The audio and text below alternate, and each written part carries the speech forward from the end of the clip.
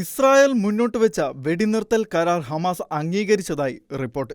60 ദിവസത്തെ പ്രാരംഭ വെടിനിർത്തലിൽ ശേഷിക്കുന്ന 50 ഇസ്രായേലി ബന്ദികളിൽ പകുതിയോളം പേരെ ഹമാസ് 2 ബാച്ചുകളായി മോചിപ്പിക്കും. സ്ഥിരമായ വെടിനിർത്തലിനുള്ള ചർച്ചകളും പുരോഗമിക്കുന്നു. എന്നാൽ ബന്ദികളെ ഒരുമിച്ച് വിട്ടയച്ചാൽ മാത്രമേ കരാർ അംഗീകരിക്കൂ എന്ന് പ്രധാനമന്ത്രി ബെഞ്ചമിൻ നെതന്യാഹുവിന്റെ ഓഫീസ് അറിയിച്ചിരുന്നു.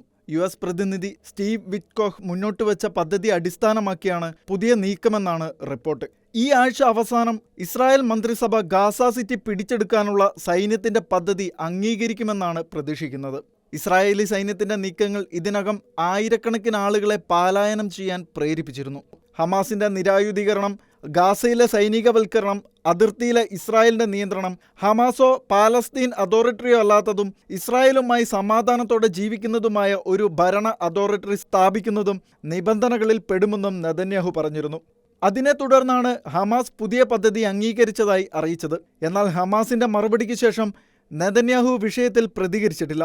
ഹമാസിന്റെ പക്കലുള്ള 50 ബന്ദികളിൽ 20ഓളം പേർ ഇപ്പോഴും ജീവനോടെ ഉണ്ടെന്നാണ് IDF പറയുന്നത്. ബന്ദികളുടെ പൂർണ്ണമായ മോചനമാണ് ഇസ്രായേലിന്റെ പ്രധാന ലക്ഷ്യം.